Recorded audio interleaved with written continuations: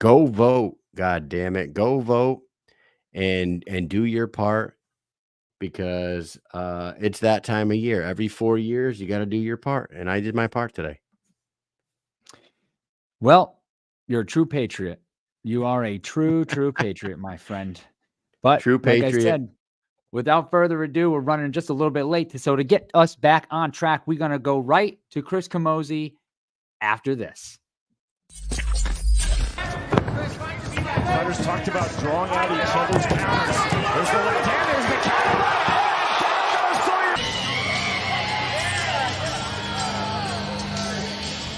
And here just in the mix. Oh! And you could hear the crowd when they saw that punch, that right hand landed right on the nose. That's all she wrote. Ladies and gentlemen, our referee in charge, Andrew Glenn, calls a stop to this fight at 1 minute 6 seconds into round number 1 for your winner by KO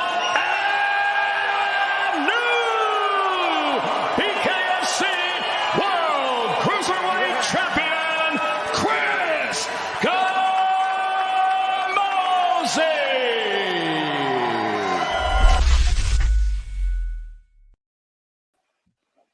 There he is.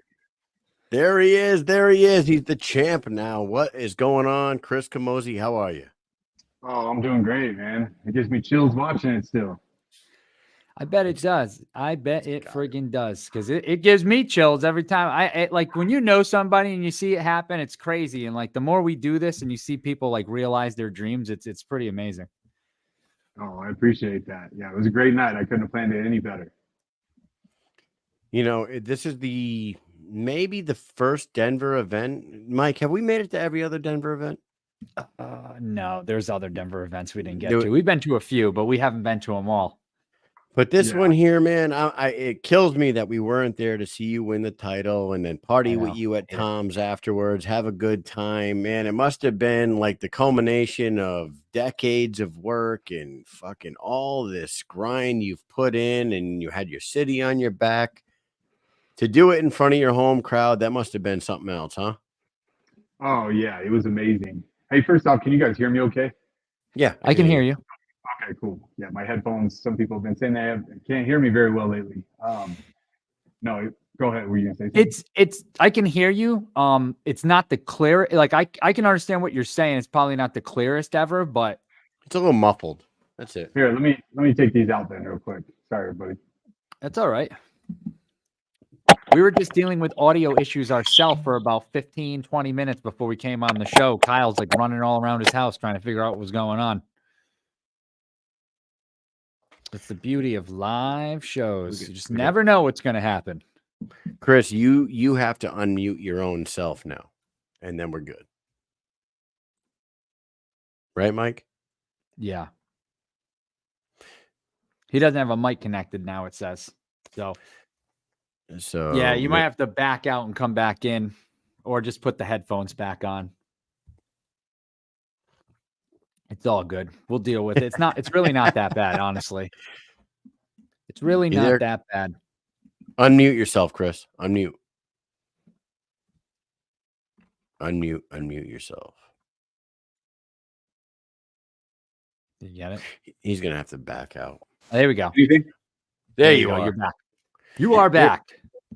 Everybody watching, I apologize. I have my own technical difficulties here. You want me to back out and come back in? No, actually, you sound better now. Yeah, you do sound. So, Chris, the reason why we were late is because for like 15 minutes before the show started, I couldn't hear anything in my headphones. And I'm like losing my fucking mind over here. And I'm like running around my house. I'm trying to find other sets of headphones, and we're doing all this shit. And then we ended up starting the show like 4 minutes late here. And I apologize to everyone too. But you know what? Who gives a shit? Because we're here. It's live. And we're going to talk about your victory. And this road, you had one of the longest roads to get here. Everyone in the comment section, you know what they're all saying, right? You know what they're saying? What are they saying? They're all saying that you need to fight Hunt again. Yeah. Hey, I'm in. I don't know. How much longer has he got on suspension here? Well, Mike, what did he have? 18 months? It would have been 18 months. So it would have been April to April, right? So we've got a long time before the next April, and then another 6 months after that. Yeah, unless we'll see. he's able to bargain and get it like lowered, but I don't know. Yeah, we could go out of the country too, right? We could do that. You You can know, go to just Italy. throwing You can that go out to there. Italy or Hungary. One of these. So you've been seeing what's going on with this company that you're not now a world champion for.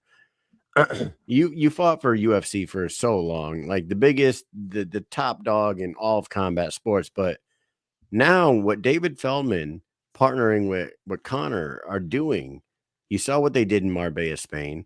They're talking about Italy. They're talking about Hungary. They're talking about Australia. They're talking about Saudi Arabia or Dubai, one of the Middle Eastern spots there. You got to be like so happy that you got in here when you did, right? And now like you're just catching your stride. All you got to do is throw bare hands. Like this has got to be fucking music to your ears, right? Absolutely. You know, my whole UFC career, or pretty much all of it. So I never fought in Denver. I was always like the road dog. You know, I fought everybody in their hometown. I love traveling. Traveling and fighting are my two favorite things to do. So if they want to send me to other countries, or I don't know if there's a 205-pound champion in another country, I'll fight them, whatever. You know, if I can travel and fight at the same time, then that's the best. But, you know, yeah, Lorenzo Hunt is still on my mind. Obviously, I want that one back. Unfortunately, he's suspended. You know, I was pretty upset about it. But we'll see. We'll see when he comes back where I'm at, because I want to stay active. You know, I don't want to sit and wait for a year or whatever it is. You know, I waited a year between my fight with Hunt and this fight. So if I can get one in between, let's do it. But I'm still keeping that belt. Has there been a conversation between you and David or even Conor? Have you talked to Conor at all since he's been an owner? Yeah, just a little bit. He messaged me after the fight. You know, he seemed hyped about it, and yeah, but I haven't talked to Feldman really. I saw him just briefly at the press conference. He was on his way out, so we haven't even caught up or talked anything yet. So the question would be, like, to them, right? To them, you just had a year off between Hunt and this one. You had a full however many month fight camp you put into this, like however long you knew, but you've been training the whole time. You got the BKFC training camp, like you're teaching bare knuckle now in Denver. So you've been training the whole time. And then you go in there with Sawyer DP and you're out of there in what, 40 seconds or however long it was. Like, you got to want to get right back in there, right? Now you're a champion. Now it's time to defend. You got to think that conversation's got to come up soon, right? Yeah, I would think so. I'm ready to go. Yeah, looking back. So after I fought Lorenzo, that was last September. You know, I think it was November. I was asking when I could fight again. And I don't know what the reasoning was or timing or what, but we weren't able to get anything until this fight. So like I said, I hope there's something sooner. You know, I'm only getting older. So, like Kyle said, they're got to be talking about fights, but I'm sure plenty of people are already in your inboxes. There's got to be people in your inbox messaging you saying, come on, let's go. They probably didn't even give you 5 seconds to celebrate before they were like, let's go. You know, to be honest, I haven't even really gone through it. I work full time too. People talking shit to you. Yeah, I work full time too. So as soon as the fight was over, it was literally like I just got home right before this started. I mean, a couple minutes before. I work a ton, you know. So I haven't gone through it too much. I did see some comments. I haven't read through a lot of them. But yeah, there were some guys in the rankings wanting their shot, of course. And I mean, I'm open to it. You know, I don't say no to anybody. I never have. Not in the UFC. I said yes to every opponent. So we'll see. You know, obviously, the bigger the payday, the better. And I want to do what makes the most sense. You know, but I would love to go, like I said, overseas or somewhere really cool and fight. BKFC is starting to spread across the whole world. So it seems like there's plenty of opportunity. Look, I think the tentative date that we heard was February for Italy. And I'm going to tell you what, did you see the arena that they're going to have the fights in? Did you see what it looks like? They're where are they thinking about the Coliseum, right? So it's not actually the Coliseum, but it looks just like it. You know, it is. It's like a smaller version of the Roman Coliseum. Yeah, Yeah, it's a okay. very cool place, and I can't imagine there's a better, cooler place to fight than that freaking place, unless it's the actual Coliseum. Like, it's amazing looking, and I know Spain was like out of this world fun and Yeah. beautiful. So when I saw the Italy card announcer that they were tentatively going there, I hit him up right away. Obviously, that was before winning this, but I said, "Hey, I got to be on that card." You know, my grandpa came from Italy, immigrated here, joined World War II, got his citizenship. So I'm second generation, and yeah, what better spot to go next? You know, especially if it's in February. That's soon enough to get it going. Yeah, that's what we hear. February was the rumor when we and were I go there. back to what I said before. Going back to what I said before too. It's like you are fresh. You barely like nothing. No offense to Sawyer DP, but you barely had to fight. You landed 4 or 5 punches, and that last punch was fucking unbelievable. We got to talk about that in a second, but going back to my point here, you are fresh. Like you took no damage. You are in shape. You're ready to go. You're a working man, so you can go back to work for a little bit, but January, February in Philly or February in Italy, like either one of those, man. They just keep they just keep making bigger and bigger cards. So this is a perfect time for you to become a champion. Yeah, I'm sure the Philly card is full by now. And if you give me the choice between Philly or Italy, I think you know which way I'm going. But Yeah. but no, I'm either sure way, yeah. Whitney will appreciate that as well. Oh, I'm sure. Yeah, absolutely. She loves traveling too. Yeah, I mean, fortunately, I made it through that fight clean and clear. I mean, my hands aren't even swollen. I had one cut on my knuckle. I don't know if that's from his teeth or what. It was bleeding a little bit, but that was it. You know, all the damage happens in the training camp. You know, I train with a bunch of killers, so it day in, day out, that's what prepares us, and going into that fight, it's funny. We've got this kid at our gym. He's a boxer. His name's Andres Boraga. He told me beforehand, so he's a southpaw, and this kid's got like 300 and something fights. He's a stud, all boxing. And he told me, he's like, I was watching your guy, and you know what?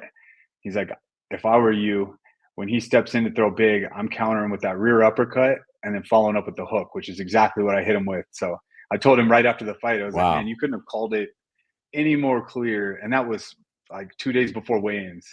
So I was like, I'm going to point at you after I do it. That's amazing. That is awesome.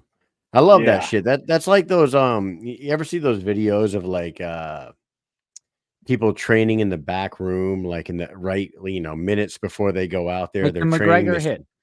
The Conor McGregor and Jose Aldo. And Aldo, yeah, it's like one of those things. It's like not quite that situation, but it's almost like that. Like 2 days before you're training that exact thing, and then 2 days later, you're out there. And dude, let me tell you something. What his nose looked like afterwards was something that scares people away from a sport like this. You know what I mean? Like my mom watched the fight, and she was just like, oh, yeah. You know what I mean? She's like, I'm out. No. You know what? My mom is 69 years old, and she was never into combat sports. And now, of all the fucking things that got her into this, is like me and Mike doing this podcast got her to watch this sport. Now she's like all in. She loves this shit, but she did have something to say about that nose, dude. That nose was something crazy. When you landed it, do you feel the break or like how, it just happens in such a flash that you don't feel anything? It just happens. Yeah, I mean, I didn't feel the break, but I knew, I was 99.9% sure he wasn't getting back up after that. That's why when I walked off, you saw me kind of like throw my hand out, like a fuck yeah kind of gesture. And I knew that he wasn't getting back up because, I mean, I didn't even feel the impact of it really. It just went straight through. Usually when you don't feel any kind of resistance, it's a really good punch. I mean, I hit every knuckle on that punch. There was no part of my hand, like I said, is swollen or anything because I hit it perfectly. So that nose was rough, but Sawyer's a great dude. He came out really after. Is. Yeah, we went to Tom's after. I invited him out, and I was like, drinks on me, so please come out. And he did. You know, they fixed his nose the best they could there, and then I believe he said he's got to go into surgery this week. Jeez. To be honest with you, his nose was looking pretty flat before that fight even started, and I was thinking that like his nose went straight down, like it had been broken several times before, and I was like, man, that nose has been beat up a little bit, and then you go turn it into Play-Doh. It was insane. Sorry, go ahead, Chris. I was going to say, I remember actually looking at him at weigh-ins, and it was from the side. He was next to me, you know, as we're lined up, and I remember thinking, like, man, his nose is pretty flat, you know, because sometimes guys break it enough to where there's no cartilage or anything there. I've got a buddy that, you know, it doesn't even bother him anymore. He can like push his nose all the way in. Oh. So I remember thinking, like, all right, well, maybe don't aim for the nose. It's freaking nuts. What were you going to say, Mike? What I was going to say was he the guy? Remember when we were in the van once and somebody had on, I think it was him, and he had like a big bandage over his face he had just fought, and he went to another event, and we were in the van with him riding to watch a show. Yeah, you might be right about that. Yeah, I think he's had a few breaks in his days, I think, and even more recently. It might have been after the Yuli fight, possibly. Oh yeah, Miami. Potentially. Yeah, because he took that on like late notice, and he did pretty well in that fight too. But yeah, I think he got it broken then. Man, so Chris, after the fight, you know, you're full of pride when it comes to Denver. Like you've been there since what, 97 or something like that. You said you've been there for fucking most of your life, right? Yeah, pretty much my whole adult life for sure. I moved here as a kid. So you got Denver on your back here. You're finally fighting for a world title in front of your home city. You win it. What's the after party like, man? What was the buzz like for you and all your friends and family and everybody that was there? Because we know what it's like at those after parties at Tom's Watch Bar. It's such a good time, but this had to be something a little more special, right? Oh yeah, this one was crazy. You guys definitely picked the wrong one to not come to, because the after party was slammed, you know, like Chuck Liddell was there, like Derek Wolf, like tons of my friends, you know, with my job and everything. I think I sold almost every single table at the arena. I think I sold 15 around the ring, and they were all clients of mine. So I also remember thinking, like, none of them had ever been to a fight or anything, you know. I'm new to that world. And I remember thinking, like, right before we walked out, like, fuck, this is either a great business decision or terrible. Because what if I walk out there and just get slept? Like, what if I don't land a punch and just get dropped, you know? But again, I said I couldn't have planned it any better, you know, being at home, winning the world title. You got Chuck in the corner, all my friends, family.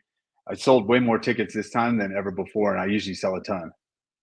We're going to talk about the Chuck thing in a second, but can I just roll back for a second? You sell 15 tables worth of people. They're all going to be there. Nobody's ever really watched fighting before. You're feeling that way, but going in there, you had to feel like you are a level above Sawyer DP, right? Do you feel that way when you're going in there against a guy like him? Like, you've been around for 2 decades. You fought some of the best in the world in the UFC. You have 50 fights under your belt. You fought have the best in the BKFC too, and the best in the BKFC. You went toe to toe with Lorenzo to a split decision. Did you feel like you were, you know, a level above Sawyer, kind of going in there? Not really. I don't think about it like that in my head. The reason I do that, you know, one, I will never let myself think like that, because I don't think I'm better than anybody. You know, I've been around longer, but it doesn't mean I'm better than anybody in that sense, you know. And with bare knuckle and fighting in general, man, anybody can land a punch, and it only takes one punch. Everybody can be knocked out. So for me, I was just like, man, keep your head clear, keep it straight. You're fighting for a world title. You're fighting the best in the world. And I do that every single fight, though. It doesn't matter if, you know, going way back to my local career, when I was on my way out of getting out of the local fights, and you get some up and comer, I would tell myself, you're fighting the world champion. You know, get it through your head. Like, make sure that you act like you are fighting the best every single time, because you never know. The one time I take it light, it will be the time I get knocked out or something. I love that. That's championship mindset. That it's like you went into our sponsor, the Rasha, and you sat there and you thought about it and you became a world champion. I just plugged our freaking sponsor right there. Hey, on Instagram over here, I always neglect Instagram because on the live broadcast I can only see YouTube and Facebook in the comments for whatever reason. But over here in the Instagram world, we got Gator, we got Cutman G, we got Ace Samples, but we also What's up, have gentlemen? Connor McGregor saying that you're a made man over here. Connor is watching and he says, made man, Chris Camozzi. So there you go. One of the Hey, there we go. Stamp of Endorsed by the boss. I know. I got to tell him I need some Forged Irish Stout. I actually really enjoy that beer. You know what? I've been to the Forge, actually. Last time I was in Dublin, I did a little seminar at Connor's gym at SBG. With John Kavanaugh, I did a little jiu-jitsu class, so that was cool. And then I went to the Forge with, I think you guys met Beto from Half Face Blades. We were all in Ireland when Whitney was fighting. Yep. So yeah, that must have been awesome. Oh, it's a great place. That place is like, it's not a bar. It's an upscale like bar restaurant. It's nice. And yeah, he's doing a great job. One, promoting BKFC, but two, I mean, I really like the Forged Irish Stout. And so I'm not gonna lie. I drank a few of them out in Marbella, Spain, and I enjoyed every minute of it. And I will tell you this. I am a huge fan of the Proper 12 apple. The Proper 12 is, in no offense to the product, it's very similar to Jameson. It's, I just happen to be drinking it right now. Yeah, how about that? To me, it's like not very different put in from my a coffee. lot of the other Irish whiskeys out there. And maybe once it ages a little more, it's going to just get better and better and better. But that Proper 12 apple is some dangerous shit, man. You drink some of that, you can get fucked up, and it's delicious. And you might make some bad decisions there, Chris Camozzi. Hey, listen, whiskey's my thing, but flavored whiskey isn't. I do like the regular Proper 12, though. Yeah, I get that Proper 12 in my. I don't know if Proper 12 apple would be good in coffee. Maybe it would. No, I don't know. No, I don't think. Doesn't sound like it. We were talking to Soto, and even Soto was saying the same thing. He's like, I'm not into the Proper 12, but I'll tell you something about that apple. And he said, It's dangerous. It's dangerous. Sometimes some things can be very dangerous when it tastes that good. I had somebody gift me this after the fight, so I'm just drinking this whiskey right now. What is it? What is it? I'm a big whiskey fan. This is Templeton Rye. Templeton. I hadn't had it before. The good stuff. It even says it on there. The good stuff. Yeah. You never know if it's the good stuff till you have, but it's good. You know what I tried the other night? We had so when your fights were on, we did play some of it in the barracks because I had drill this past weekend with, we're both in the Connecticut Guard and we're full-time, Kyle and I. So I had to go to the range and do some rifle qualification. So we were staying in the barracks this weekend. The fights were on. We put the fights on the TV so people go watch it. So all the soldiers, and we had gone out for some Mexican. There was a really nice restaurant over there. And I always see Mike Perry with that. Is it Claz Azul? Is that how you say it? Claz Azul tequila? Yeah, that blue, that blue and white bottle. Blue and white, oh my, that shit is fantastic. Fantastic. Holy shit. Oh my God. I was like, hey, can I have a margarita with this? It was like a $45 margarita. I said, no, I'm going to try it anyways. Oh, I'm surprised they didn't kick you out. You don't get margaritas and mixed drinks with that. You got to go straight with it. When it's good quality, you drink it straight.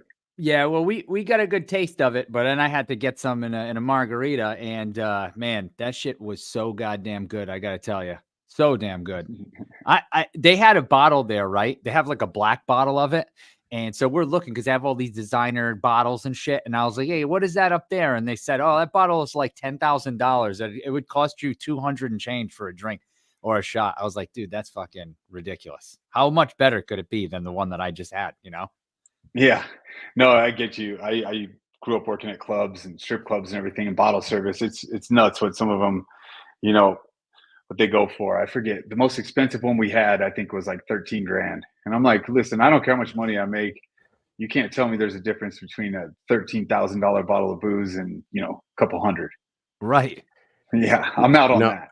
So I used to work at the Mohegan Sun, right? And my buddy Tommy, not going to say his last name because he'll probably get in trouble, but he used to work at this bar, right? And this big fat dude used to come in with a new prostitute, a new escort every Tuesday New night, lady. right? A new lady of the night. A new lady Yes. of the night. Every Tuesday night, he would come in and he would order a shot for him and the girl of Louis the 13th, right? It was That was the $150, $13,000 bottle.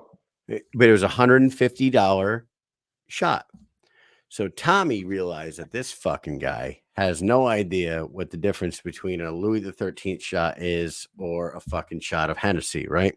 So he would pour 2 shots of Hennessy in 2 snifters and he'd put them under heat lamps earlier in the night because Louis the 13th goes down warm, right? You drink it, it feels warm going down your throat. So he would put 2 shots. This dude would, like clockwork, every Tuesday night come in with a new lady, order 2 shots of Louis the 13th. Tommy would get it down out of the fucking cabinet. He'd show him the bottle. He'd turn his back to him, act like he's pouring it, pull the 2 shots of Hennessy out, charge him in the register $13 a shot for the 2 Hennessy's. The dude would pay him fucking $400 cash, $300 for the shots, $100 tip, and Tommy would put $30 in the cash register and pocket everything else. The world is savage, huh? What's his name? Tommy? Man, Tommy's doing people dirty, man. Because Yes, you're already he getting is. $100. You're already getting $100 tip. Come on, man. What a son of a bitch that Tommy is. He was getting $370 is what he was getting. Yeah. No, I mean, he was originally just getting $100 tip. For 2 shots. Listen, You can't be but grateful you know, for that. listen, you know the game that those guys are in. You know, come on. There's Hey, a lot of listen, a lot of I know the- grimy motherfuckers. That's some out there, shiesty Chris. shit right there, I tell you. Tommy I know the 2 hustle. fingers. Yeah, more than 2 fingers, but Tommy, man, I know the hustle, but I Tommy's also a know fucking the whole respect hand. of it, you know? Yeah, there's a Yeah. little respect involved, and, you know, there's a hustle, but then there's also respect with it, and the hustle lasts longer when you have respect. You Yeah. get Well, busted doing that, and you're done. he's still bartending to this day. So, and this was That's- 15, that's 18 why. years. Yeah, That's yeah. karma. Yeah. Yes, it is. Hey, fuck you, Tommy, for the rest of us. Tommy Son of a whole bitch. hands. Tommy whole hands. Anyways, Chris, you're a world champion now. We talked about Lorenzo. We talked about Lorenzo, but is there anybody else out there that like interests you, or is it to the point where like you have your resume, you are a world champion now. You got your top 5 in that cruiserweight division. Does it matter who they offer to you, or is there somebody that you would like? Would you like to run it back with Lorenzo if he can like clear up whatever he's got going on and come back sooner than later? Like I said, it's more of a timing thing for me than anything. Of course, Lorenzo's on the top of that list, right? So the title was vacant. You know, he deserves all the respect he got. The title was vacant. So of course, when he comes back, he's top of the list. You know, I don't want to wait a year. So that's where it sucks, man. Yeah. You know what's funny is a bunch of people hit me up when his whole thing went down. And I don't really give a shit about the ins and outs of it, but a ton of people hit me up and were just like, oh, blah, blah, blah, blah, blah. Like most people didn't realize that I was upset. I was mad that day. I was like, well, are you fucking kidding me? Because again, I'm not going to be around for a real long time, you know? So I went into this fight saying it's win or retire. Every fight from here forward is win or retire. So Damn. my days are limited. You know, I've been doing this 20 years. I've been fighting for 20 years. And now those big fights are great, you know, but I also, as the champion, you got to have some respect and respect the rankings too. So I'm not going to sit here and tell those guys in the rankings, like, I'm going to go do this, this, and this, and this. Like, I'm down. Like, I'll hold down the division. I'll fight everybody they put in front of me. Of course, I want the biggest payday, right? So whoever the biggest payday is, you guys tell me. I don't even know who's in the rankings. I don't even know what I was ranked before that fight. The You were rankings 2. at cruiserweight right now is Houston Alexander, Esteban Rodriguez, Sawyer DP, Jeremy Smith, Steven Townsend. Okay. Yeah, I mean, I asked to fight all of them at some point. I don't know if you guys remember that. I asked Houston, everybody, when I didn't have a fight. He said, who listed them out? You want to fight? You want to fight? You want to fight? I did a poll, everything. So if you didn't speak up then sit down and shut the fuck up now. But so I don't know. There's an interesting comment in the comment section here. Yes. There's a gym called Shift Combat down in Florida. You probably heard of them. They got Jared Warren. They got Dave Mundell. They got a few other fighters out there. They are one of the top bare knuckle gyms out there. Jahan, I haven't heard of the gym. I've heard those names, but okay. So Dave Mundell is the 175-pound champ. He just beat Danny Christie in Marbella, Spain. He is. They're kind of saying that the next up for him is Mike Perry. So Dave Mundell versus Mike Perry. What Jahan just said in the comments, I just stopped in to say that Dave Mundell is adamant about fighting Chris Camozzi after he gets rid of Perry. It gets Perry out of the way. So when's how many years is that going to be? No. He's 170 pounds.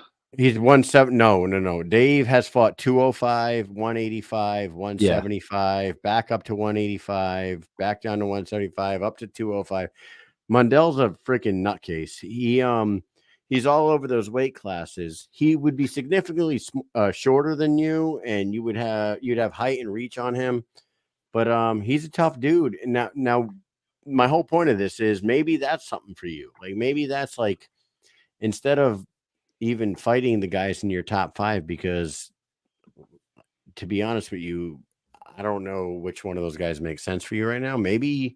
I personally don't think they do. Maybe it's showcase fights for you. Like maybe you fight Jared Warren at the 185 champ goes up to 205 and you guys meet, or Mundell like that.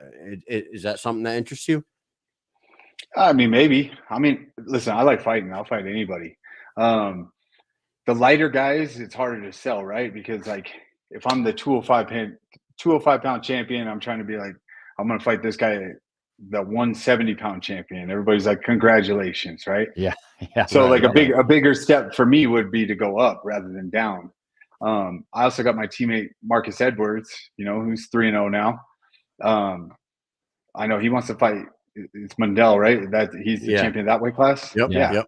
So why would I take that opportunity from him? I think he told me that Mundell said that I don't know, man. Everybody's trying to play this game about they're the bigger name, this and that. Listen, I'm right here. I don't need to go down, whatever. If BKFC says, yeah, go up, great. I'm not going to take a pay cut if they're like, oh, this is a smaller guy. That's the only thing that I care about is making money. I will fight anybody. If you got to interview Dana White, you could ask him. I'm sure he doesn't remember it all, but at one point I took one of my 2 short notice fights against Jacare. He's like, hey, thanks for taking the fight. And I said, listen, if you call me, like I will fight anybody if the money's right. And at the time, Cain Velasquez was the champion. I was like, if Cain has an opponent fall out, call me, like I'll take it. So I respect those guys that want to go up. It's just at the same time, it doesn't do a lot for me to fight somebody down. But if BKFC breaks open the checkbook, great. I don't give a shit. Sure. Yeah, I can see how that happens. People will be like, oh, look at Chris Camozzi beat the 175-pound champ, or, oh, big deal. Yeah, people are never happy about anything. It's a wild world, combat sports. They will beg and plead and watch every fight, and then as soon as the fight's over, they're talking shit about you and what you did. Someone will have something to say about the performance you just put on. You put on nearly a flawless performance, and someone will have something to say. I get you. Yeah, I mean, I get how it goes. It's everybody's jockeying for position, and I came in pretty quick, got a title shot, so I can't say that I'm any different. But at the same time, it's just got to make sense. Yeah, and it doesn't have to make sense for. Would you fight heavyweight? Other than the money. Would you go heavyweight? I would. What's your walk around weight? Like 230? Yeah, 225, 230. Yeah, so that makes if Belcher was still around, that would have been a beautiful fight. Alan Belcher would have been a great fight. I got to go back to that too. But Feldman said at the press conference that he heard that I was going to go, that I was interested in going to heavyweight, and he was like, maybe we'll do that. I don't know where that came from. I never suggested it because I just needed to win that fight first, so I wasn't talking ahead. But yeah, I mean, I'm open to it. Again, if you pay me enough, I will fight anybody on the planet. As long as it makes sense money-wise, the money matches the opponent, I'm in. You know, because what's the worst that happens? You lose, you get knocked out, whatever. I don't care. I will risk all of it to win. And going forward, like I said, every fight is win or retire for me. So I like putting that pressure on myself and putting everything on the line, because what do I have to lose? My life is great. My life is great outside of fighting. So at the end of the day, a loss is just like, whatever. I go back to my great life. But I would rather risk it all and make as much money as possible. Dude, you got a good life.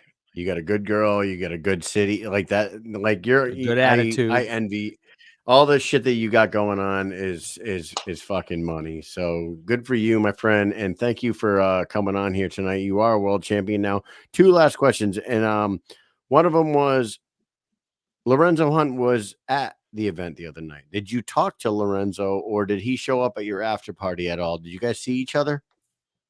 No, I talked to him for a minute, right? So I was warming up, and that was good. I mean, Lorenzo and I have always been good. Like, listen, I'm good with all my opponents for the most part. There's, very few people in the sport my entire career that I've met that I don't like, and there's only very few. None of it's personal to me. I don't care how much shit you talk, any of that, because it's a business, right? So you're supposed to do that. You're supposed to sell fights and talk shit and this and that. No, Lorenzo came into the locker room though, and he just said like, hey, I just want to wish you good luck, rooting for you. He had both of his belts, or I don't know, 2 belts, 3 belts, whatever. I wasn't really paying attention. I was just like, thanks, man, I appreciate it. But yeah, it was cordial. I mean, even after we fought, he came to Tom's Watch Bar. Yep. Whatever. Yeah. I mean, I can be friends with you. I fought Dustin Jacoby is one of my best friends, and he's killing it in the UFC, and we fought each other. I fought quite a few guys that I was actually friends with beforehand, and it doesn't matter. You pay me enough money, I'll punch anybody in the face. My brother and I throw down more than anybody in the gym. Oh yeah, look, I forgot you guys took a picture. Yeah, I have one from this night. I have one from the other night too, but this is the one that I found first. So yeah. None of it's personal to me, but I mean, it's personal when I'm in that ring. That's about it. That was the first night. That was the night BKFC we hung 41. out, and you guys stood at the bar talking about possibly fighting each other. And I remember that you guys were standing at the bar, and he was like, "Yeah, let's go, let's do it." And you guys were like super fucking cool about it. I was like, look at these two. These two are just like basically agreeing to fucking beat the shit out of each other right here at this party, and then they're doing a drink. They're having a drink together afterwards. It's awesome. Yeah, I mean, I've told guys that I train with, I'm like, we get offered enough money, of course I'll say yes. You should say yes too. It's a business, right? We signed up to do this, so you got to be able to fight everybody. Hell of a fucking sport, dude. And this world that you guys are in, that we're in now, I just love it so much because there's a lot of camaraderie. There are some people, there are dickheads out there that just fucking can't get along with anybody, but for the most part, and I tell a lot of people that ask us about this, a lot of fighters and management teams, like they all kind of get along with each other. It's a business. They get it. And it's a business. There are the fucking bad apples out there that will fucking throw a monkey wrench into things. But for the most part, it's pretty awesome. What's crazy is like when I meet people that don't know anything about fighting and they're like, oh, you're a professional fighter or whatnot. Like they're like, you're so nice. I'm like, yeah, what did you think? I'm an asshole. Like people compare us to like 2 crazy pit bulls, like, dog fighting. Like they can't be in the same room or they want to fight each other. We get paid to fight each other. Anybody that knows Burt Watson or knew him back in the day, that used to be part of his speech. Like, we don't do it for free. You don't work for free. But I mean, yeah, whatever. It's personal in the ring, and then that's it. We're both making money. I would fight my brother. He knows this. I told him that. I was like, if somebody came to us and offered us a few $1 million, I'm fighting you. I hope you would too, because then we both cash out. Whatever, we go for it. That's what we do. It's that whole like Jake Paul versus Logan Paul thing. It would be like a fucking huge payday. They should beat the shit out of each other, and people have talked about that. Nick and Nate Diaz. But last question for you. You have reached the top of the game that you're in right now. We're on our edge of our seat to see what the fucking next opponent is for you. But your girlfriend Whitney, she had been boxing for Misfits. Is she gonna box again, or what's going on with that? I don't know. I don't know if she'll do it again. Like she never got into it to be a fighter. It was a bucket list for her. It was a good opportunity. She didn't fight for Misfits. She fought for a promotion called Kingpin. Oh, so, I'm sorry. I thought it was Misfits.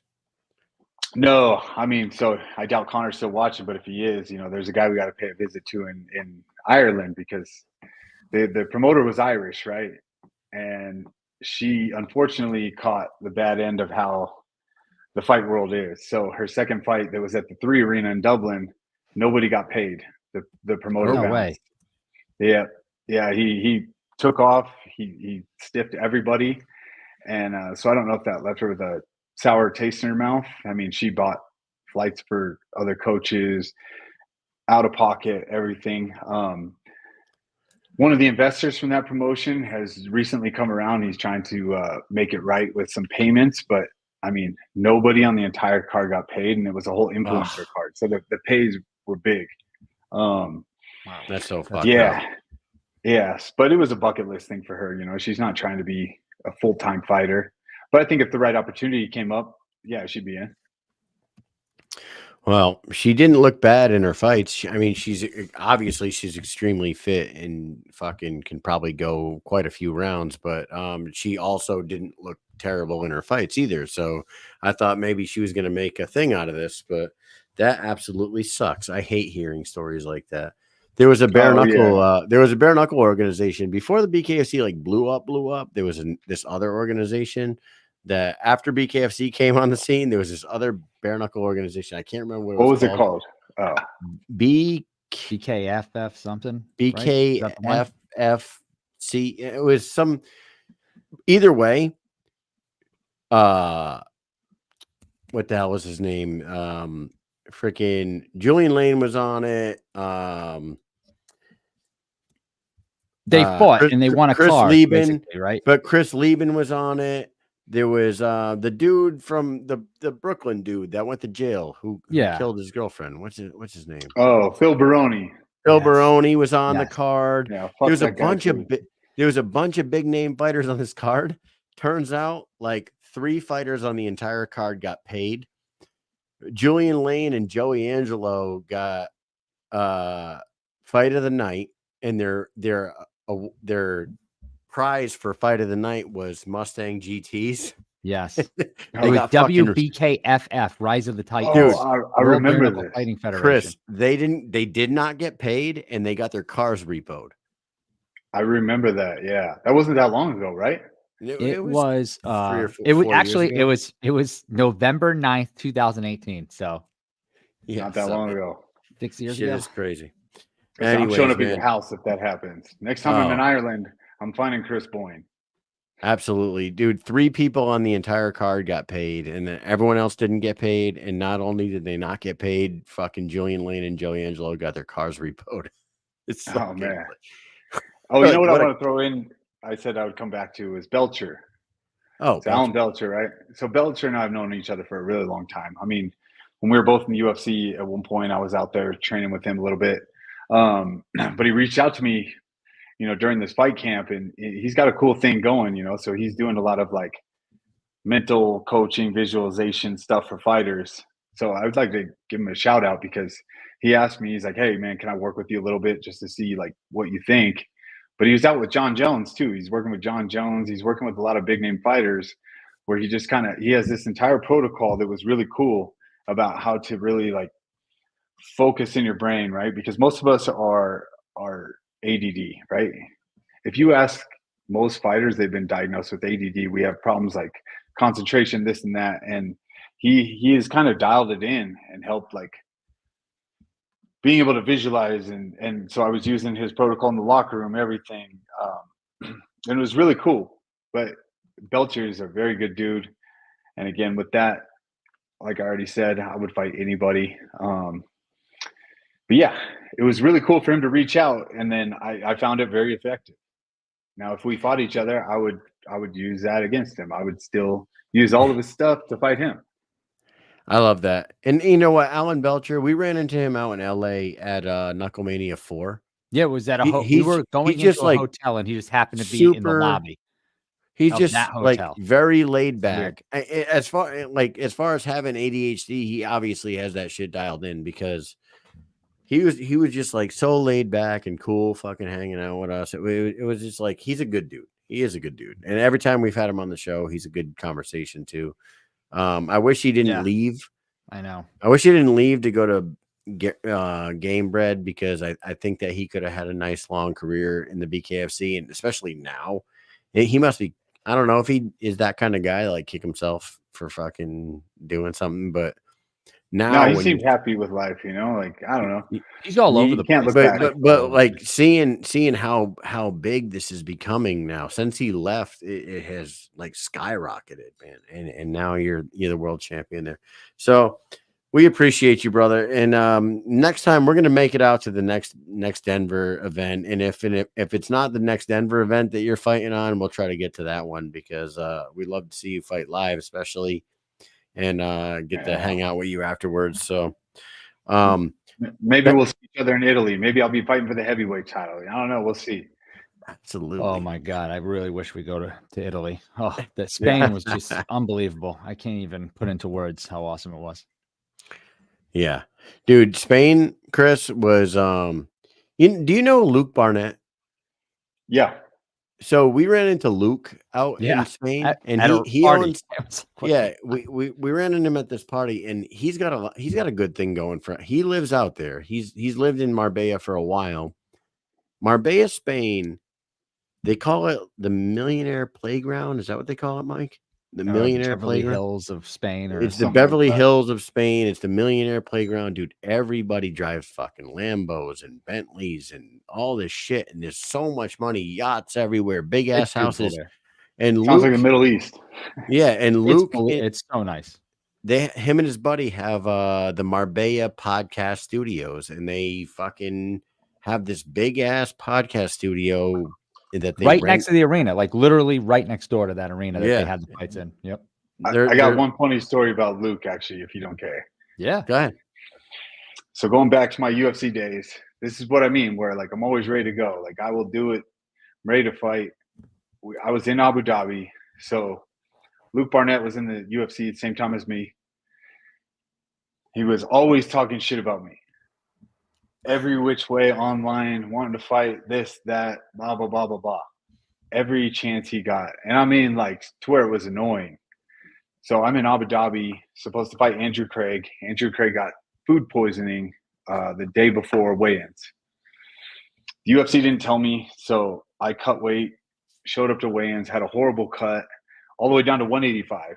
So I walk around 220. 185, and they're like, hey, Andrew Craig's sick. We tried to see if we could find you an opponent, but nobody is close enough or available. Well, Luke Barnett was there. So I said, what about Luke Barnett? He's been talking shit forever. I don't even need him to weigh in. Let him weigh in what he weighs in at, and I'll fight him. And he said no.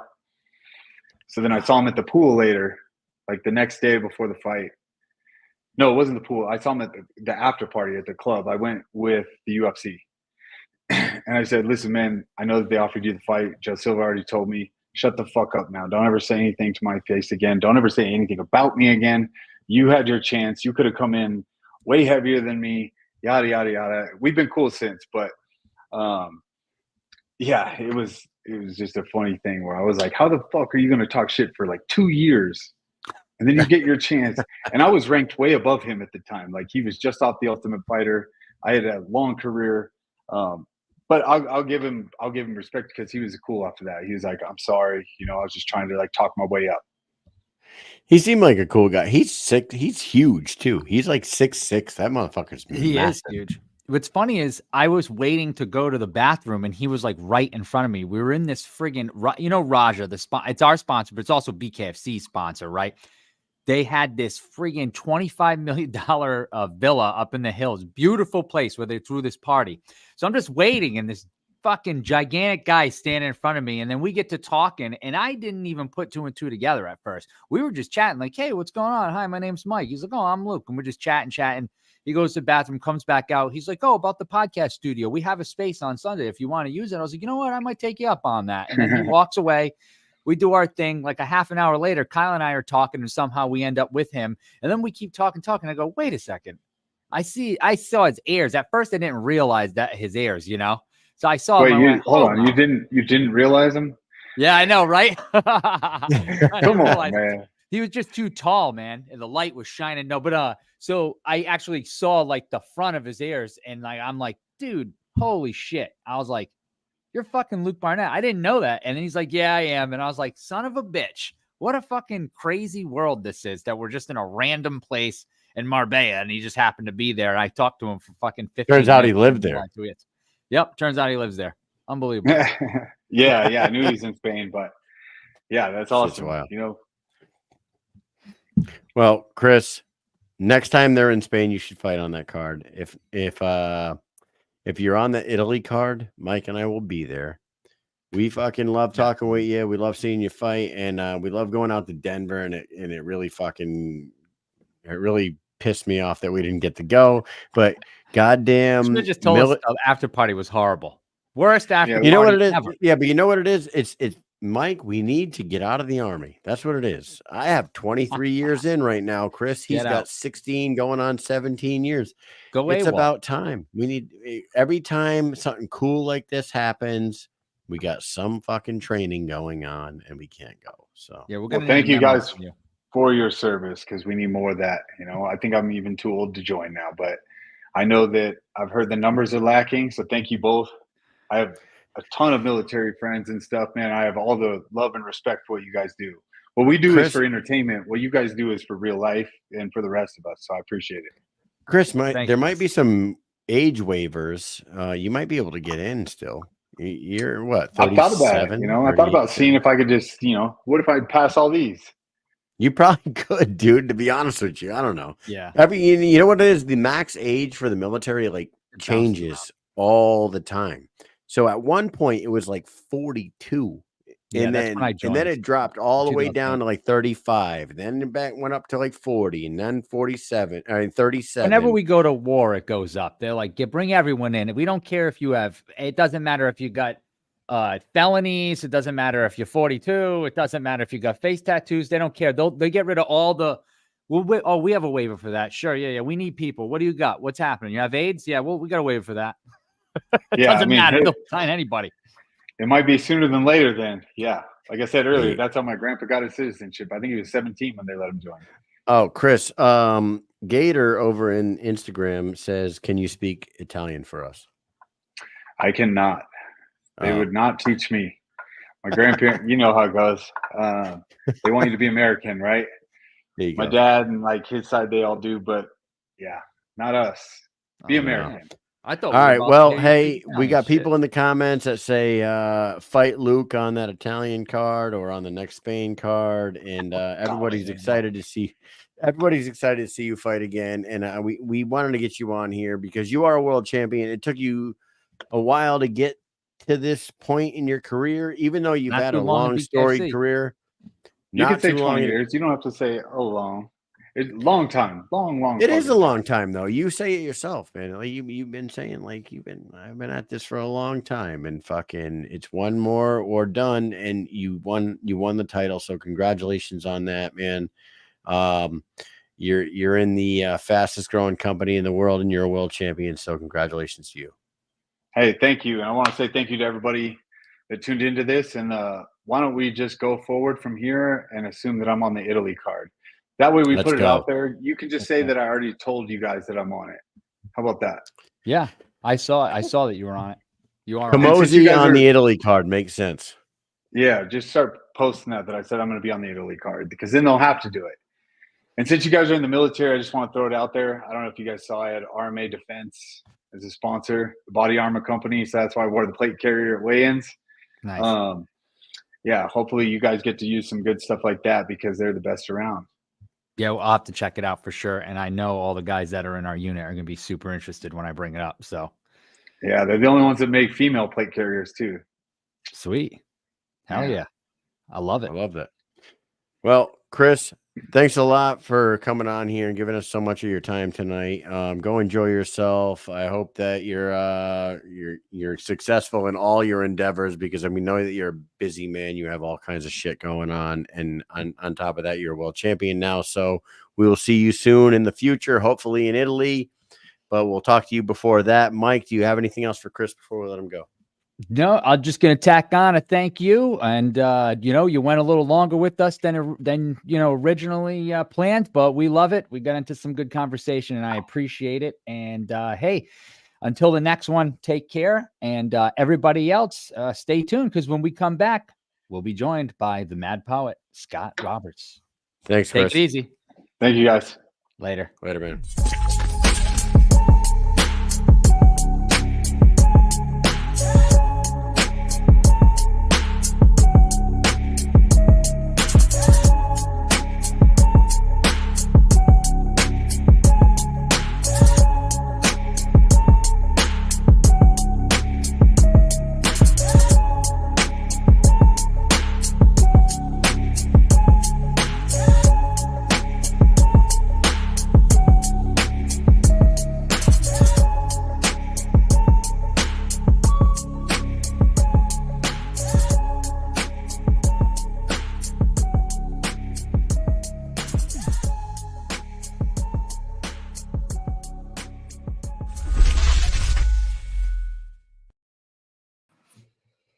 There he is. First and foremost, I want to thank you, Scott Roberts, the Mad Poet, for having patience with us tonight. Thank you. No worries. If anything, I am a little offended because Chris Camozzi is such a class act. That was a great conversation. And he's the champion. He's better than me in every way. And then you guys are gonna make me follow him on this show. Fuck you guys. Gosh dang. Oh, sorry about that. We didn't plan it out to be that way. Someone else was going to follow. No, I'm just kidding. Listen, I felt bad because we told you, hey, you want to come on just a little bit earlier? And you're like, yeah, sure. And you come on earlier, and then we go way later. Not just a little bit later, way later. We went into your original time slot and then past that. Yeah. Honestly, it was really cool to listen to Chris. And he always seemed like a cool dude, but listening to that, like, in depth about him, his story, where he's at, the kind of person he is, I was loving the show. I was chilling. I was enjoying it. So it was definitely worth the time. I'm not offended at all. I'm happy I got to be a part of it. And I am honored that I could be on the same, episode as him. That's really cool. It just sucks that he's better than me in every way. Well, I'm happy to hear it, but I was paying attention because we can see the people in the green room at all times. And if I started seeing you getting angry in the face and like breaking stuff and throwing your phone around, then we would have ended the interview early. But you look like you were content, so we kept it going. Hell yeah. Hopefully one day I get to fight that guy, You Probably seemed to- not, but hey. You know what, Scott? I was just going to get to that. Brian Atchison, the guy you're fighting. Yes, sir. 2-0. Giant beast of a fucking guy. Yeah. If he wins against you, he could be thrust right into that conversation. But if you beat a guy like him, that is on the cusp of being thrust into that conversation. You may be a fight or two, maybe. If you look at that top 5, all it takes is 3 or 4 fights. You know what I'm saying? You already got a win under your belt. You beat a guy like Brian Atchison, you're 2-0. You could be 1-2 fights away from a Chris Camozzi fight. You know what I'm saying? It's not out of the realm of possibility. You guys know I'm not much of a shit talker. I am gonna win this fight without a doubt. I already know it. I'm too violent and I'm too tight. I'm not gonna play the 1-2 game with Mr. Atchison. Not gonna give it to him. It's what he's got. It's the same thing with Sorrow. It's like fighting Sorrow, but Atchison's a little bit better. He's a little bit faster. He's a little bit stronger. He's a little bit healthier. You know what I'm saying? He's a little bit more composed, but yeah. Okay. So what? So we might make it to round number 2. Once again, I still haven't seen round 3. Right. And you saw that fight with him in Sturgis against Creer. Yeah. And Creer's the long, lanky guy that when you look at the two of those guys, face to face on that weigh-in stage, people are like, "Oh God, this guy Atchison's gonna fucking kill this guy," right? Creer goes out there and gives him a fight. They go fucking to war. And it was a damn close fight right up until the end when Atchison kind of stole it in that 5th round. That's what I was gonna say. Was if Creer didn't touch canvas, Creer would have won the fight by Right. decision, in my opinion. Yes, it was impressive. It was impressive what Creer did against Atchison. But he did pull it off in the end. Go ahead and break it down. What did you see in that fight that what makes you so confident going in there against him November 9th? Atchison strikes too much from the outside. Besides that straight hand, he has too much faith in his strength, and that's just not what you do as a fighter. It's speed kills, endurance conquers. Nobody sits there and says, "Oh, your greatest strength should be your strength." I'm not trying to be mean. Like I said, you guys know I don't talk. I'm not much of a shit talker. I'm just letting you guys know. Put some money on me, like everybody should have did for the Sorrow fight. I made my boy Frankie. I made him $1,400, in 15 to 27 seconds, I guess, because the clock kept running. But I made him $100 a second. Easiest money he ever made in his life. Yeah, hell yeah. You know what, Scott, and I remember this, and Mike, you remember it. We talked to you after that fight. You were so I don't know how to even say it. You were I respect you even more now because you were upset about that fight. Like you wanted to fight longer and you hated the way it ended. And so did everybody. Let's be honest. So did everybody in the fucking Mohegan Sun Arena. I Everybody. got booed out of the stadium. I got so much hate online. People were saying I tackled him. He dislocated my shoulder when he pulled me down. My hand was broken and my shoulder was dislocated. So I when they separated us and Andy Glenn pushed me off, I was pacing and I was just sitting there thinking like I'm gonna throw right hands for the next 15 fucking minutes, like my life depends on it. Or I guess it's not a full 15 minutes after after So that. you broke your left hand on a jab? Yes, sir. Was it on jab? On that gazelle hook when I closed the distance the second time. So at that point, you knew you were one-handed. Oh yeah, but then what happened? Oh yeah. He tried to come over and talk to me like I actually have a video, and maybe I try to upload it while we're talking, but he gets out of the ring and he walks around the ring and he has a little bit of an argument going on, which I think it was with Feldman, to be honest. And then he's coming over and he was going to stop and talk to me. Like he was walking and he noticed I was standing there. Actually, you did something funny too, which I wish I got it on film, but nobody did. But he walks up and he's like, and he was about to tell us what was going on. And the security guards and stuff, you know how they're like the commission, the security guards, they're like overwhelming sometimes. They go way, way overboard, they're acting like Godzilla is in there and they need 700 people. And I'm not saying that Chris is a small guy, you need a few guys, but they got like fucking 10, 11 guys around them pushing around like, watch out, he's going to kill somebody, trying to push him out. I remember, you know what, Mike? Pushed him away. He came to talk to me and he was like, he's going to my phone. So I already had it ready to go because I was like, he's going to say something.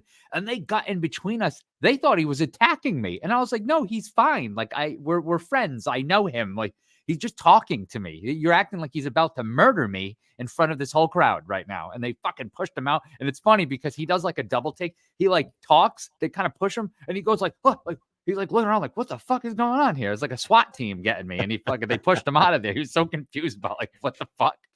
Like it was crazy. They attacked him. Get him out of there. Get out. When we went backstage, wasn't there something going on backstage too? And they were like, get the police. They got to escort him out of here. Like, didn't he get escorted out by the police or something? Yeah, they made him leave. Unfortunately, it was a real emotional situation. And then, well, it was a real emotional situation. And then obviously, as Mike's talking about, then he kind of gets disrespected by people trying to look like they're getting paid for a reason. Mm-hmm. And Chris is an intimidating looking guy, so at least they are trying to be engaged and do their job. Yeah. And And then because of how that played out in his home place, he got mad at the commissioner. And you get mad at the commissioner's not a fighter. That guy wants to go home to his wife and doesn't want to think about it. So unfortunately, that whole thing spiraled out of control that night. Yeah, that shit was crazy. That event was amazing, though. Did Scott? Did you end up at the after party with us? Did you go to the Tom's Watch Bar? No. Why not? Why didn't you come? We had like 300 people there. Yeah, me and Brandon went on our own mission. I'm surprised you guys didn't hear. Kevin had a talk with me. Dude, we're gonna ask Kevin about it. We're gonna talk about it, but I'm gonna tell you, you missed a good time because we went up to Tom's Watch Bar right upstairs in the Mohegan Sun, and we had told a bunch of people. We didn't advertise the after party at all, like on our social medias or anything like that, but we did tell a bunch of people about it. And then Mike and I go to the press conference. So the event ends, press conference is going on. And so me and him are in the press conference, and we're supposed to be like hosting this after party at Tom's Watch Bar. And we're like, fuck, I hope there's people there. I hope, you know what I mean? Like, you hope it's not a fucking dud. We finished the press conference. We go up to the fucking, and we're walking like along the side of the bar, and there's big windows that looks into the bar. And as we get to the windows, we just see a sea of people. Just so many people. And we're like, oh shit. We're like, Everyone's oh, this is good. So we go in there, dude, the best time for like three hours straight. Tons of people, tons of fighters. Britton Hart was there. Dave Mundell was there. Like all these people were there. The manager comes over to me, and I don't want to get the manager in trouble, but I'm like, hey, this was a good turnout, huh? She goes, we have been at capacity or more for 3 straight hours. Holy I'm like, wow. I said, what's capacity? She goes, 296. Oh man. Yeah. I was like, well, I guess we were successful that evening. I mean, yeah, it was wild. It was wild. And the next one, Scott, is going to be just as big. Mohegan Sun. I don't know. David told us first quarter of 2025 they're going to be back in Mohegan Sun. I don't know when that is going to be. Yeah. Who knows? Anthony Camacho saying Mohegan in February. Okay, if that's true, they just announced that they signed Brennan Ward.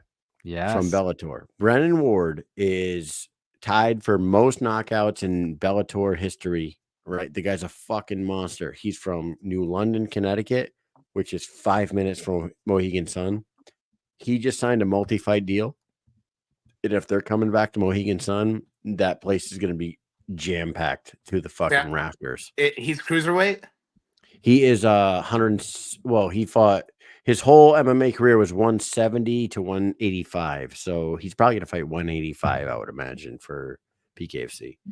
I'll go over there and get my ass beat. I told you guys before, I just like walking around the legends, you know? I haven't lost yet, but I know eventually somebody's going to punch my card, you know?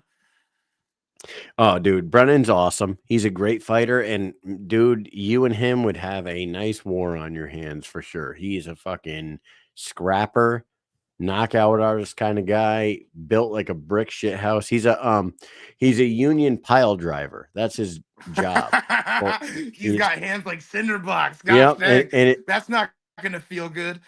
Yeah, there he is right there, actually. Oh yeah. I just saw that fight news. Yeah. Okay. I just didn't recognize it. I haven't really kept up with MMA at all since I've been following BK. Yeah, he was supposed to fight Chris Lieben back in 2019, but he was also supposed to fight Johnny Hendricks on that bare knuckle card that we were talking about earlier, where they didn't pay anybody and the cars got repoed. Yeah. What was it? WBKFC or something? WBKK or whatever. WBKFF. WBKFF. Brennan Ward was supposed to fight Johnny Hendricks on that card, but contracts fell through. So he's been flirting with bare knuckle for a long time. Yep. But anyways, man, Ward cited emotional malpractice. That's literally what it says as what the reason is for the. What did it say? It says Ward cited promotional malpractice. So good Ward, for him. Yes, he recognized it before it even happened. he recognized something before it even happened. That's why the fight was canceled, because he said promotional malpractice. How fucking crazy is that? He seen something before they even had the damn card. So he's a smart badass. Yeah, I applaud him for that, dude. Yeah. Whoever, his dad Ken is a fucking monster. His dad Ken actually runs the boxing gym down in New London, Connecticut, and that's where my son started boxing. So. That's where they had the BKFC tryouts at that we went to. And do you know Wolf? You know that guy Wolf? He was there in Connecticut. Remember his fight got yanked? Yes. So he was at the tryouts there. I remember. So Kent Ward actually had to like kick him and another guy out the ring because they started getting like real heavy handed and they started talking shit to each other. And they kept like Chris Lido was like, all right, guys, take it easy. Like, you're going a little bit too crazy now. And then they were really starting to get in each other's face and they were swinging hard, hitting each other. And then, yeah, it almost became like a real beef. And I'm sure, it happens all the time. I mean, there's people, you're literally fighting each other. So it's bound where people are going to start getting mad. So he had to like step in. Yeah, you're fighting somebody for a job. Right? Kent stepped in and started yelling. He was like, get out of the ring. Oh, no. Kent just threw him off, too. What happened? He's got texted or something. He got sexted somebody in what our comments. Someone sexting you? My cousin tried calling me. I'm sorry. I hit ignore, and then it was like I'm really sorry about that. No, that's fine. Hey, Kyle thought you were sexting because it's late. It's 10:15. Yeah, it's 10:15. What do you got going on over there, Scott? Hey, can you guys give me a minute? I need to take pictures of my genitals. That's fine. Just make sure that you exit the video so we don't get banned. Yes. Forever. Oh boy. Here we go. Hey Scott, had you ever been to Mohegan Sun prior to your fight? No, sir. We talked about that. What are your thoughts on that whole establishment? I would go back there because I loved it so much and fight anybody that was given to me regardless of the odds. But that place is fucking unbelievable, right? The architecture is beautiful. The mirror. I tell everybody that shit because Mike and I are from fucking Connecticut and Rhode Island. Like, who gives a shit about Connecticut and Rhode Island? Fucking, we're the two smallest states in the entire country, and what the fuck is there to do in these states?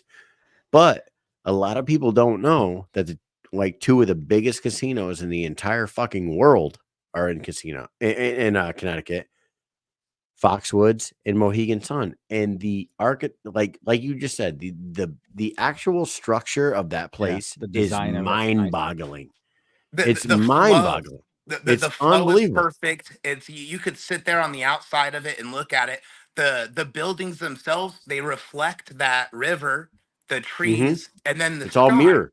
It's one of the most amazing things I've ever seen in my life. Yeah, I'm glad cool. I worked there for like 10 years. I was a waiter at a restaurant in there, and because I was in there all the time, and I also bounced at a club in there as well. I was there all the fucking time, and I got sick of it, but I left the place. I worked out. I got a full-time job for the Army, and I worked for a long time, and then I started going back there. And I'm like looking around the place, and I'm like, I used to fucking come here every day. This place is fucking insane. And the arena is absolutely built for a sport like you guys have. It is a combat sports arena. That fucking arena is so perfect. I've seen pro wrestling there. I've seen boxing there. I've seen MMA there. I've seen bare knuckle there now. It is perfect for what you guys do. The walkouts are always like a little bit different to each place. Yep. But the walkout for that was just perfect. The way that it's set up from the locker room to like where you get to, be up at bat, I like to call it, chilling there, getting ready. And then it's a perfect, not a long walk, no steps, no stairs, no turns, no nothing like that. Straight to the ring. And it's like a perfect, no, it felt right. Yeah, and Mike, remember being backstage, and they have all the walls where people sign the walls. Yes, everyone signed. Yep. And we're looking at the walls, and we're like, fucking Ozzy Osbourne. We're like, oh, fucking Metallica. All the guys from Metallica signed over here.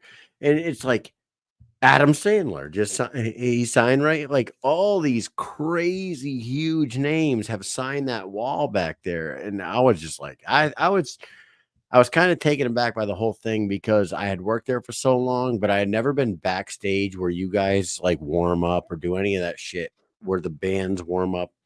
It's just fucking fantastic. So hopefully we've talked way too much about Mohegan Sun, by the way. Well, I was going to say, we talked about the walkout. What's the significance behind the mask?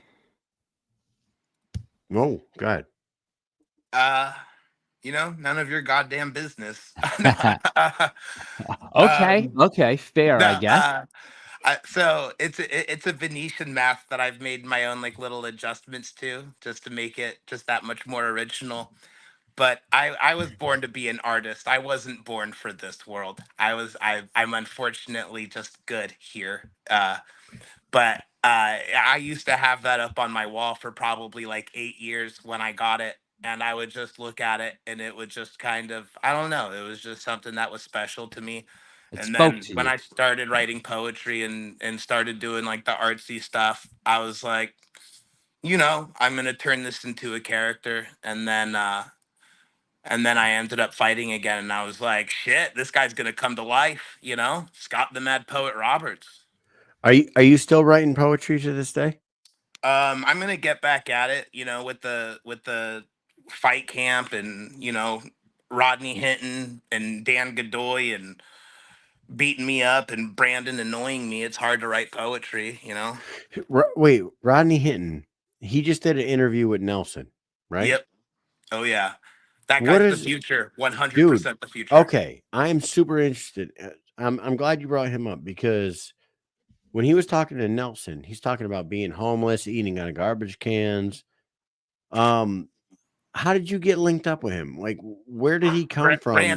Brandon, and this is why he's the Brandon best Gold? manager. Brandon Gold finds people that like myself, like Dan, like Rodney. He finds guys that deserve the opportunity and he gives them the chance. Brandon will do everything he needs to give somebody a chance, but that's unfortunately true. Rodney comes from nothing. I watched Rodney run 5 miles twice as fast as me in sandals. It made me hate myself. Really? He's just a freak. Rodney, come over here and talk to these crackers. Yeah. Oh, he's there. Yeah, they live I together. live with this motherfucker. Oh, they all live together. Remember, they all in that apartment. Yeah, I forgot about this whole thing. Dude, look how fucking shredded this Jay Jackson's probably there too. Come here, Rodney. Is Jay there? Here, get in here. Sit on the couch. I'm trying to look at this. Rodney Hinton. Rodney Hinton. How y'all doing? What's up? How you doing, man? Welcome to the Mike and Mish show. I'm Mish. That's Mike.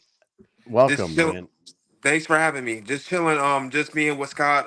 Getting him right for the for the Atchison fight. Just working over a few things, tweaking up a few things.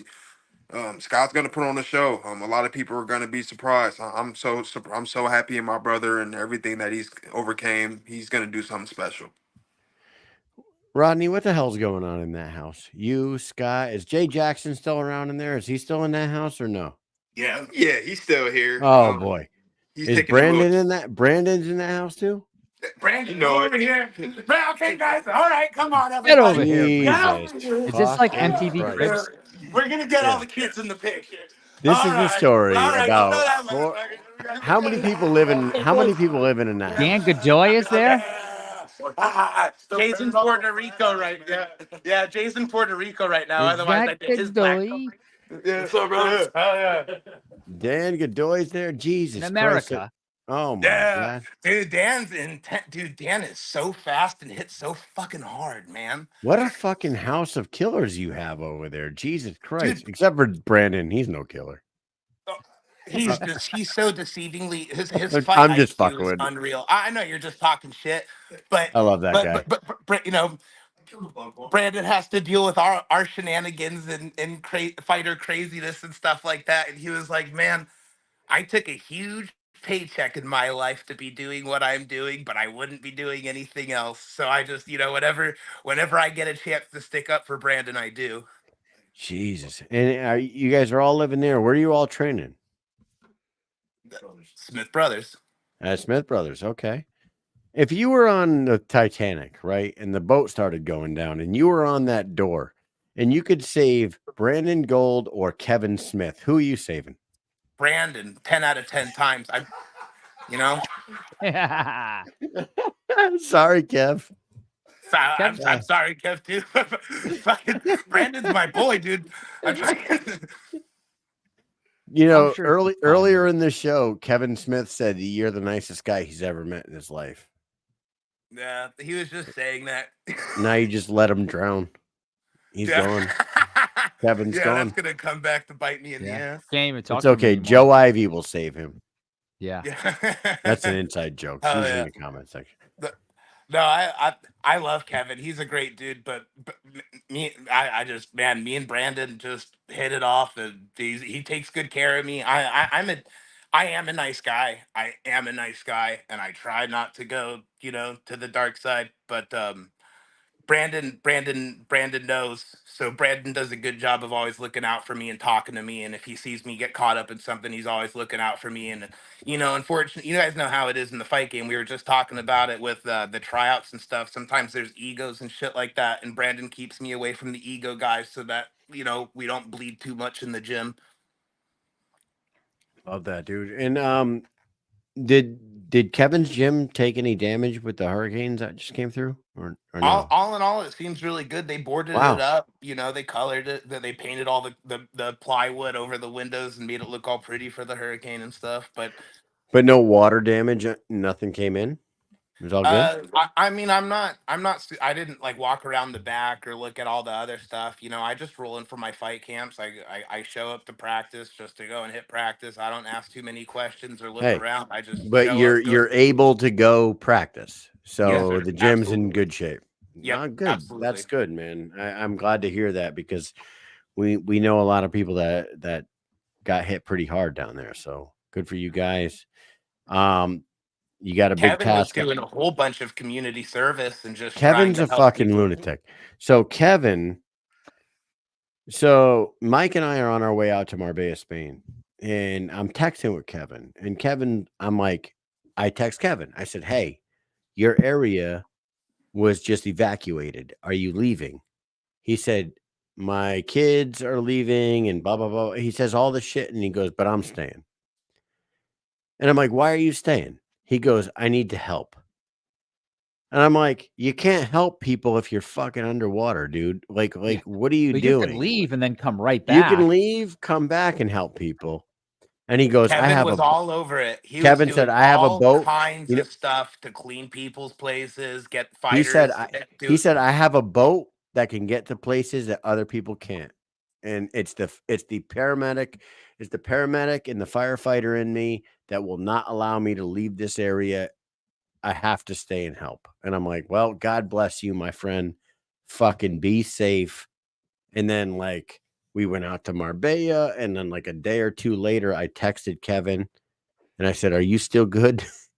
And he was like, "Yeah, I'm good, brother." I'm like, "Fuck, this guy's unbelievable."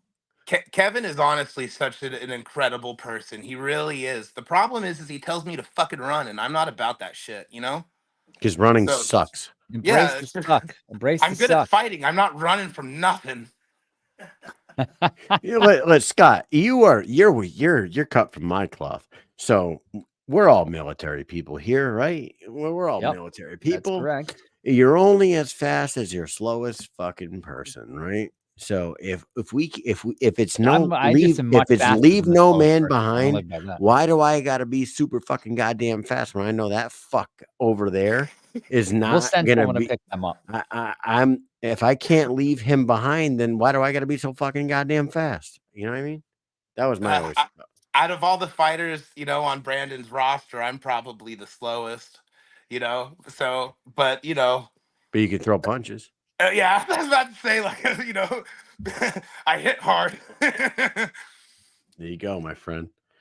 Well, hey, Scott, You fucking gave us a lot of time. You hung in there for a long time. Yeah. We appreciate you, brother. And I feel like you've been here for an hour November now. 9th, November 9th, you're going out to Billings, Montana, and you're on DAZN, which is a big deal. It's not on the app. It's not on Fubo. It's not on YouTube. It's not on any of that shit. It's on DAZN. It's the second DAZN card. And you're fighting a fucking tall task. You win this fight, and you are the big name on the map in the fucking cruiserweight division because Brian Atchison is a fucking monster. When they tell you that you're fighting Brian, and then they say, by the way, it's going to be on DAZN, Connor's probably going to be there. All this shit. What goes through your head? I'm gonna knock the mustache off that man and rub it on my body when I get home. I don't give a fuck about all the other shit. I love that.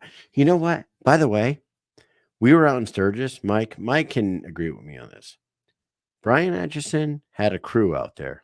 I don't think those guys put a shirt on the entire time they were in fucking Sturgis. Mike, do you agree? Yeah. Yeah. There were a bunch of, it was like, and like nothing against them. It was like frat boys. It was so funny. They always had like half thigh shorts on, flip flops, no shirts. Flip-flops. The entire fucking time that they were there. It was hilarious. Sand and dirt everywhere with those flip flops. I hope they have fun and they're living up, doing their own thing. Oh, You know, yeah, they were you having gotta fun. you gotta be happy and vibe in your own frequency, I guess. You know. Yes, you do. Yeah. Oh, to go back to the beginning when I said when you came out of the ring, I wish somebody got on the camera what you did when you left the fight. And you were walking out and you walked by me and you grabbed my face with both of you, like walked up towards me and you grabbed my face with both of your hands. I don't know if you remember this. And you just grabbed me and you put your face in my face and you went, "I love you." I Just remember like that. That was before I started drinking. Yeah, that was right after your fight on your way to the back. You stopped, you're like walking. I was like, "Hey, what's up?" And you like came up and you just grabbed my face and said, "I love you." And I And then you fucking walked away. meant it, Mike. I meant Thank every you. word I of love it. you. I love Dude, you. And I love I that. got- I wish somebody got that on tape because after that, I like looked over and our families, that was their first ever event that our families ever got to go to live. I mean, Kyle's father came with us in Florida and my sister-in-law in Florida, but our whole entire families were there watching and they were sitting in those 2 or 3 rows right up front there. And like, they just looked over at us like, I can't believe how insane this is. Like being close to the action, how crazy it is, how cool the fighters are, you coming up and doing something like that. Like, it's just, they were just blown away by it, man. So thank you. It was awesome. I super appreciate what you guys do for the sport. You know, you make it so much better. You know, that's like you too, Russ and Country. It adds so much to everything. And I was super excited to go and I wish that the fight was a 10-minute banger with Chris because that would have been what everybody wanted to see. But I was really excited to go and let you guys know I did it because nobody thought I was going to do it. Once again, I was a $500 underdog, you know? Yeah. Yeah. Yeah. I remember talking to you at the hotel before, the day before we were talking when we first met you in person and we were just chit chatting and and then the weigh-ins and it's just crazy. And then there it was, you were in there and then you were out and you were the victor and you were excited and rightfully so. It was really cool.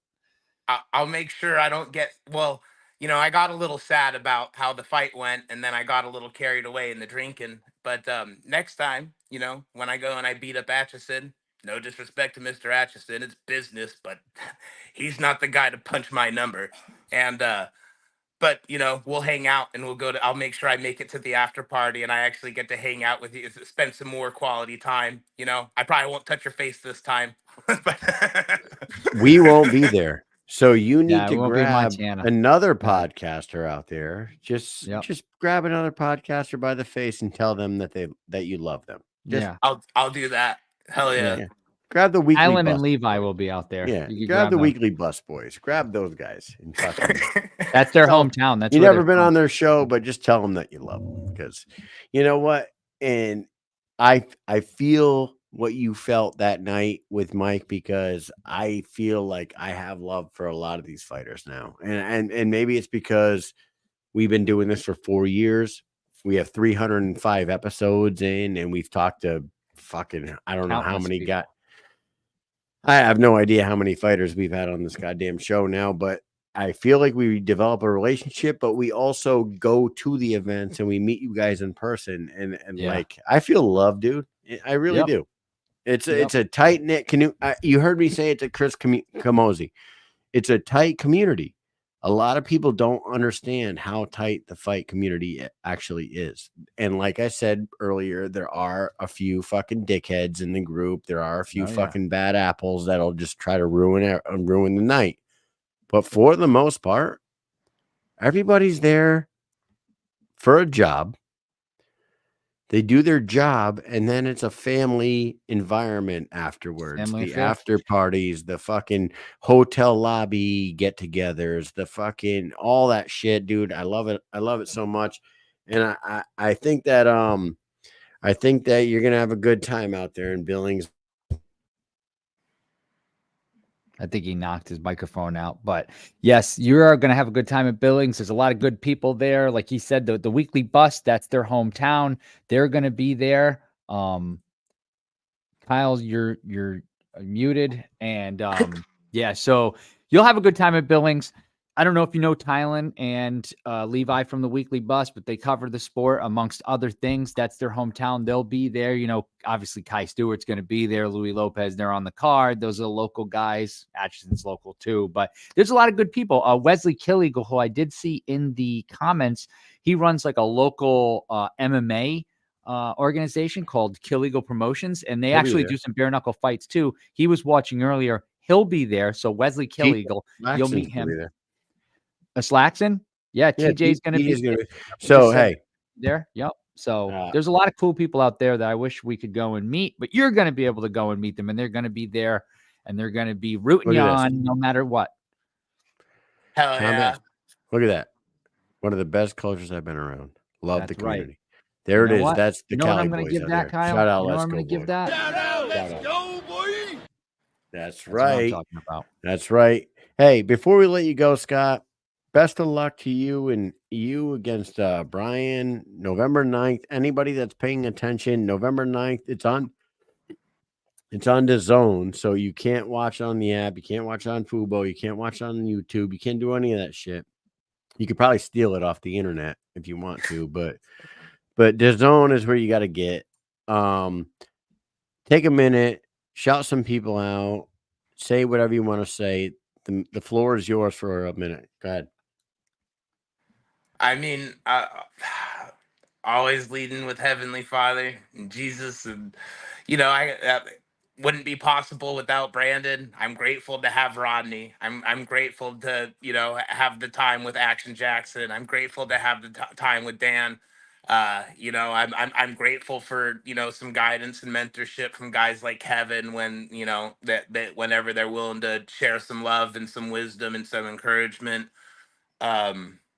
I guess that's that basically for my fight life.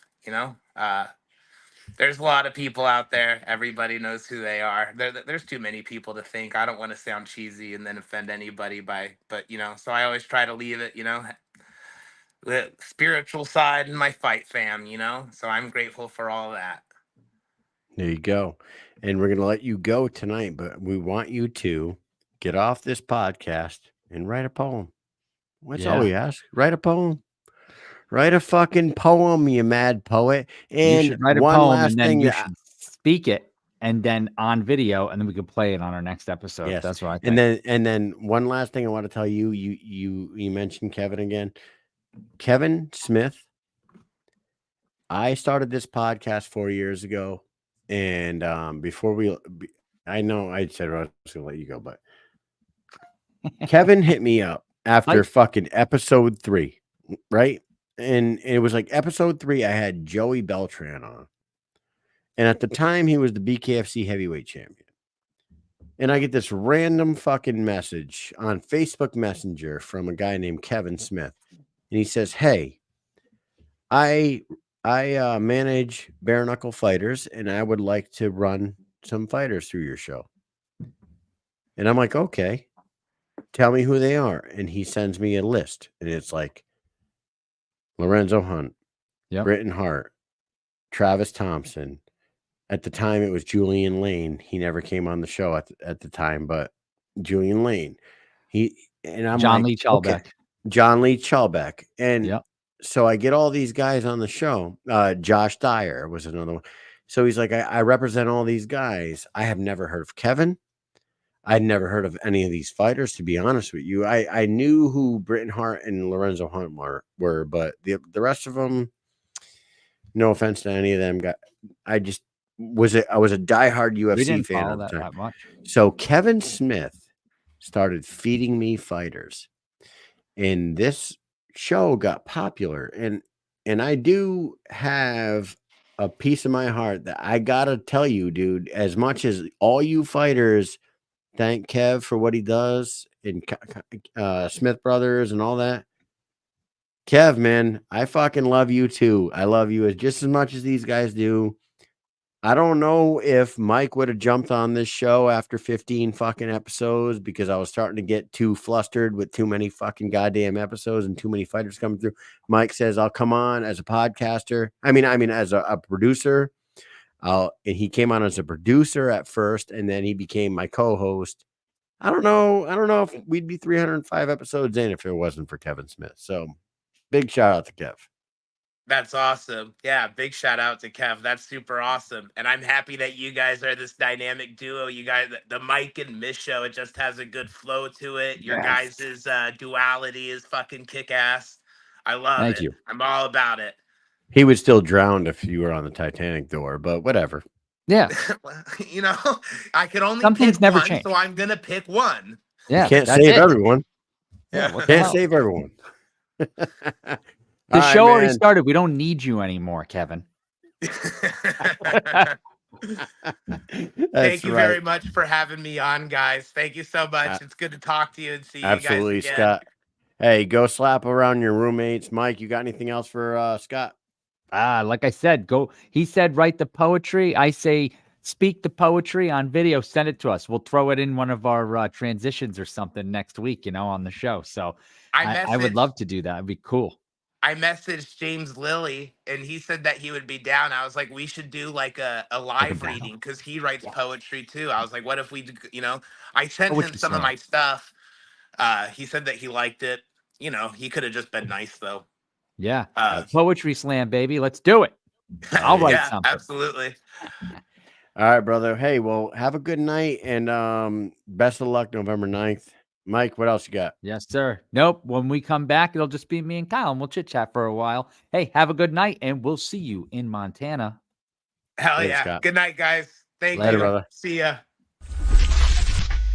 The Rasha is a true scalar plasma energy technology with the most advanced base 12 frequency collection that protects, enhances, and harmonizes the autonomic nervous system. This can help a soldier, athlete, or animal improve their training, endurance, recovery time, and overall performance while achieving the ultimate victory-winning mindset called consciousness coherence. Once in this state of consciousness coherence, a soldier or an athlete is able to advance his target focus to a level where it is completely in the now present moment with relaxation and stress release. The Rasha is where science meets consciousness.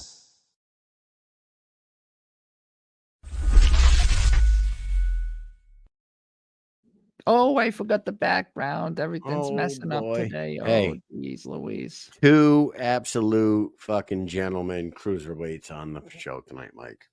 I know. Cruising for a bruiserweights. Cruising.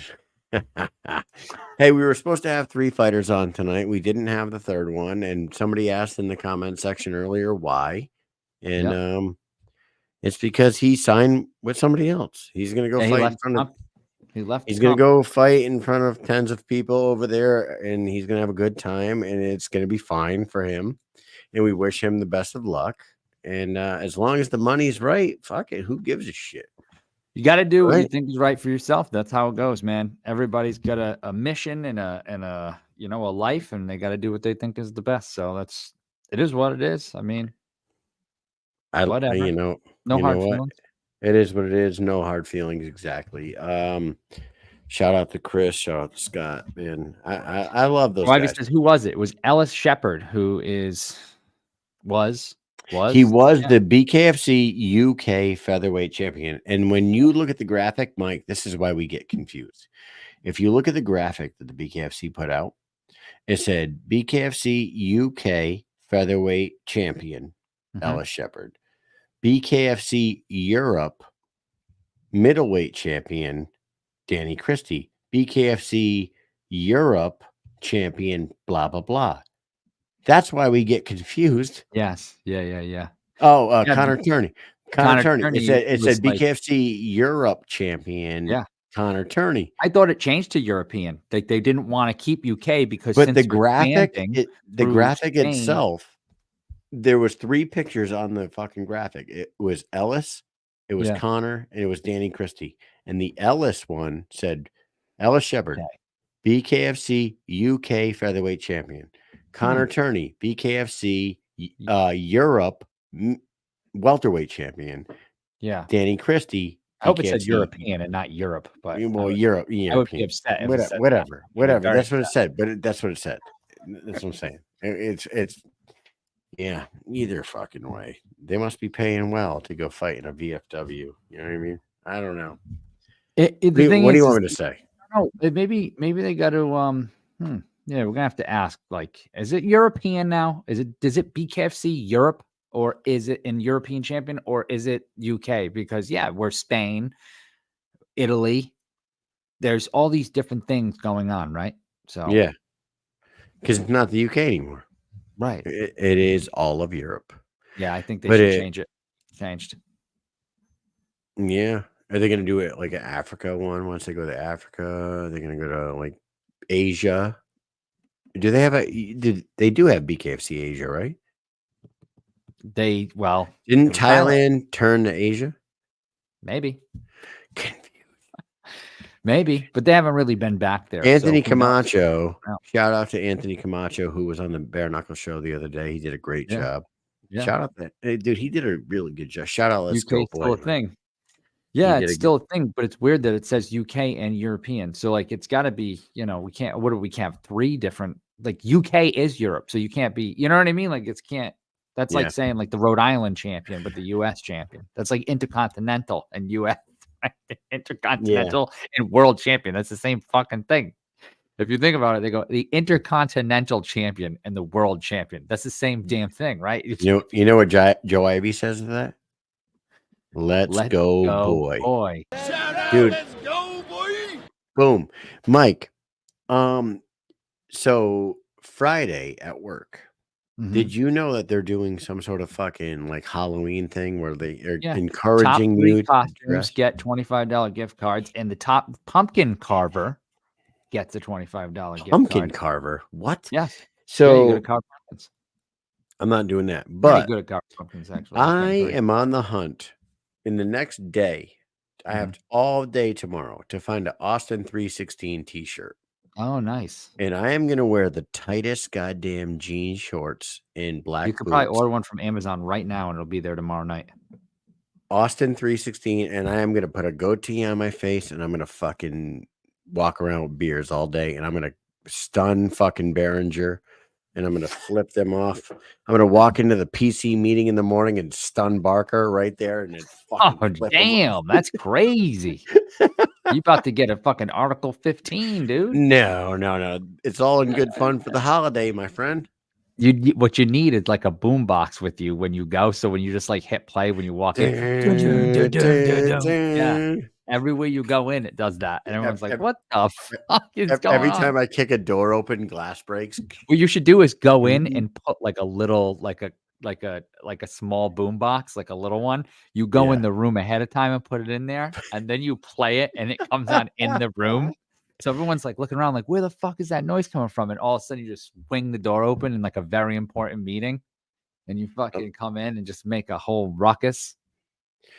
I heard a ruckus. Can you describe the ruckus, sir? What are you doing for Halloween tomorrow night? So, by the way, and we're going to wrap up the show in a minute here. Shout out to Chris and Scott for awesome interviews tonight. But Mike and I are going to go enjoy Halloween with our kids tomorrow. I want to tell you what my kids are doing right now. My kids are going to be the Punisher and Kevin McAllister. No one's going to be Kevin McAllister. Jackson's going to be the Punisher. Yeah. I actually got him like a flak jacket and painted the Punisher on it and put blood all over it. And I got him, dude. What? Do you know what that is? The rubber ducky, the fucking actual M16 replica. Oh, yeah. Taped Nice. orange around the tip. So he's going to have like a real fucking M16. Old school M16, not like the new M4s or anything like that, but it's an old school one. But he's gonna have that with a sling, orange on the tip, black jacket. He's got blood all over his face. He's gonna be the Punisher, and Nolan is gonna be Kevin McAllister, and we got him looking exactly like that. That's cool. So what are the girls doing? Well, Bristol is gonna be Hello Kitty because she loves Hello Kitty. And the reason is because Hello Kitty's cute, I guess. I don't really know. I guess that's the thing. It's cute, and then the girls like Hello Kitty. You probably don't know much about Hello Kitty, but you know what Hello Kitty is, right? You've seen Hello Kitty before. I know that. Yes, I've seen Hello Kitty. Yeah. Yeah. So, and then Brooklyn is obsessed with axolotls. Just loves them. Loves axolotls. I don't know what that is. What's an axolotl? An axolotl is like a reptile. But it's weird because it's kind of like it's almost like a mix between it's like stays in a tadpole form, half and half. It's kind of weird. It's if you see it, I'm gonna bring it up, right? So she's gonna be an axolotl, and then of course Steph had to buy me an axolotl costume too. But I was like, I don't know if I really want to be just an axolotl. I was like, I kind of want the axolotl costume and also be Rambo at the same time. And she was like, what? And I was like, yeah, I'll wear the axolotl costume, and I'll put a red bandana, and I'll get a gun, and I'll get like a fucking. I didn't actually go out and buy the stuff. I did, yeah, but I did ask AI to make a axolotl Rambo, and here's a picture of one, right? That's gonna be you tomorrow. This is gonna be me, hopefully, if I could. Like, it was a very last minute thing. But you see how it's like a tadpole in the back, kind of? So it's a weird, it's like a lizard that amazing. It somehow keeps its like shape as a tadpole. It's very odd. They're very cool looking. Yeah. That is kind of how they look. That is so funny, man. I hope that you look very much like that. Yeah, if I can find like the bandolier or of the bullets and a red bandana with the gun, that would be really cool to be an axolotl Rambo. I mean, it's very imaginative, I think. I personally think so. But I love it. Hey, Andrew Yates is in the comments, and he says that TJ Maxx has them. I'm assuming he's talking about Stone Cold Steve Austin t-shirts. Ooh. And I'm going to fucking TJ Maxx tomorrow, right down the street from our Miss work. Sarah. You should be Miss Sarah. Is Miss Sarah from Hello Kitty? YouTube. No, I think Miss Sarah the YouTube lady who's like, cup. She's like one of those ladies, where she sings and like teaches baby shit from YouTube. She's got the thing like tied around her head.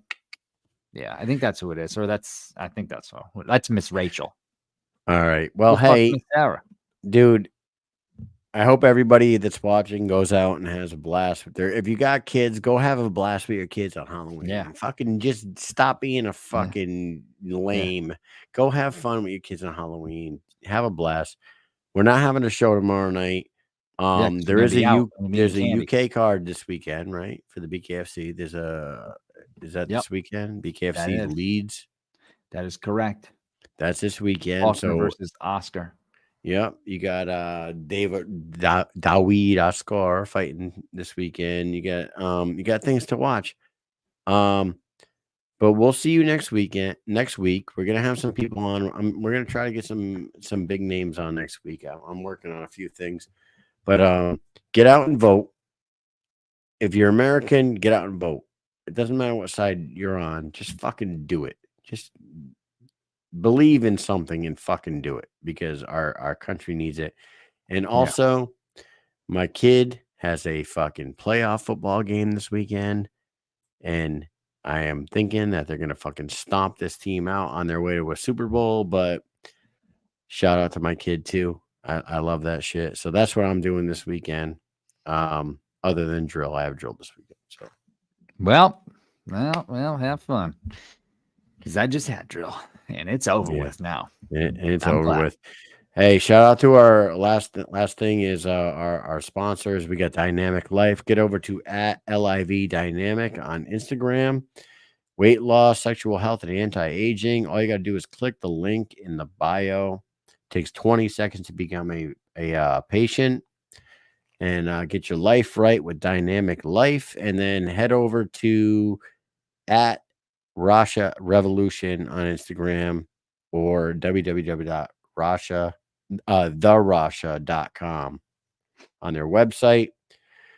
And get yourself into a championship mindset, like Christine Faria and Albert Brito and so many others, and Mike and Mish. And let's do this shit. Main sponsor of the BKFC. So we'll do it. Mike, you got anything else for the people? Nope. Happy Halloween. Be safe. Don't eat any fentanyl shit. And, have fun. Yeah. Check your candy for razor blades, motherfuckers. Yeah. Peace.